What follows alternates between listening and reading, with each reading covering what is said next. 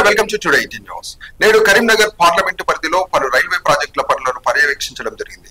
Karimnagar ROB, Uppal ఆర్ఓబిలతో పాటు ఇతర railway పనులు పురోగతిని సమీక్షించడం జరిగింది. కరీంనగర్ ఆర్ఓబి పనులు పూర్తిగా కేంద్ర ప్రభుత్వం నిధులతో 154 కోట్ల వ్యయంతో జరుగుతున్నాయి. కాగా రాష్ట్ర ప్రభుత్వం చేపట్టాల్సిన భూసేకరణ పనులు ఆలస్యం అవడంతో ఈ పనుల్లో జాప్యం జరుగుతుందని బండి సంజయ్కి తెలియజేశారు.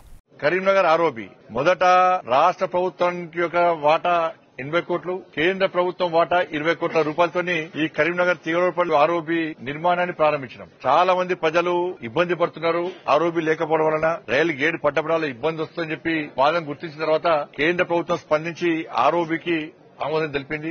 20 కోట్ల రూపాయలను వెంటనే విడుదల చేయడం జరిగింది. దురదృష్టవశాత్తు అప్పుడున్న ప్రభుత్వం వాళ్ళు ఇవ్వాల్సినటువంటి 80 కోట్ల రూపాయలను ఇవ్వకపోవడం వలన ఆ పనులు మొత్తం ఆర్ఓబి మొత్తం పెండింగ్ లో ఉండే. ఇటువంటి పరిస్థితుల్లో ప్రజలు పడుతున్న ఇబ్బంది దృష్టి ఉంచుకొని కేంద్ర ప్రభుత్వం సేతు బంధన్ స్కీమ్ ను కొత్తగా ప్రారంభించింది. కాబట్టి ఈ సేతు బంధన్ స్కీమ్ యొక్క ముఖ్య ఉద్దేశం ఏంటంటే పూర్తి 100% నిధులు కేంద్ర ప్రభుత్వమే విడుదల చేస్తుంది. కాబట్టి అప్పుడు మంత్రి గారిని, నితిన్ గడ్కరీ గారిని రిక్వెస్ట్ చేసిన తర్వాత రాష్ట్ర ప్రభుత్వం సహకరిస్తలేదు, రాష్ట్ర ప్రభుత్వం ఇవ్వాల్సినటువంటి వాటా ఇస్తలేదు. కాబట్టి ప్రజలు ఇబ్బందులు తెలిపిన తర్వాత వారు దానికి అంగీకరించి కరీంనగర్ తీవ్రపల్లి అని చెప్పి ఆర్ఓబిని కూడా సేతు బంధన్ స్కీమ్ లో యాడ్ చేయడం వలన 154 కోట్ల రూపాయలు కేంద్రమే 100% నిధులు విడుదల చేసింది. అందుకే పనులు నడుస్తా ఉన్నాయి. ఇక్కడ ఇబ్బంది గానీ కొత్తపల్లి మనోహరాబాద్ లైన్ లేట్ కావడానికి ఇబ్బంది ఏంటంటే ల్యాండ్ ఎక్వేషన్, భూ సేకరణ విషయంలో చాలా ఇబ్బందులు రావడం వలన, దానికి రాష్ట్ర ప్రభుత్వం సహకరించకపోవడం వలన, ఏ ప్రభుత్వం ఉన్నా సహకరించకపోవడం వలన ఇబ్బందులు వస్తా ఉన్నాయి. కానీ ఎందుకు లేట్ అవుతుంది, ఇంకా పనులు అయితే లేవు అని చెప్తే రాష్ట్ర ప్రభుత్వాలు సహకరించాలి. కేంద్ర ప్రభుత్వం చేసే అభివృద్ది పనులకు రాష్ట్ర ప్రభుత్వాలు సహకరిస్తే పనులు చక్కచక్క సాగుతాయి, ప్రజలకు ఇబ్బందులు గురికారు. కానీ భూ సేకరణ విషయంలో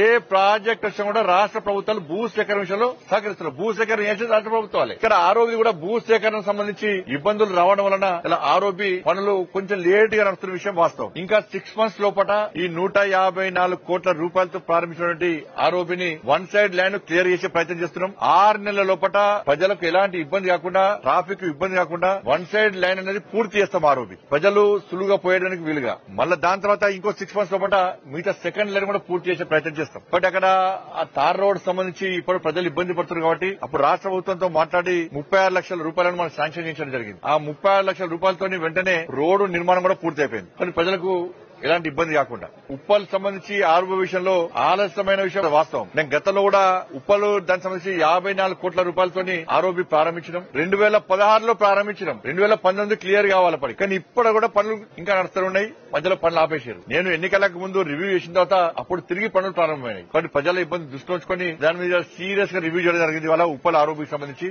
అధికారులను కూడా ఆదేశించడం జరిగింది. 54 కోట్లతో ఉన్నటువంటి ఉప్పల్ ఆర్ఓబి కూడా పూర్తి చేస్తామని చెప్పి అధికారులు హామీ ఇవ్వడం జరిగింది. కాబట్టి 6 నెలల లోపల ఉప్పల్ ఆర్ఓబి కూడా పూర్తి చేస్తాం.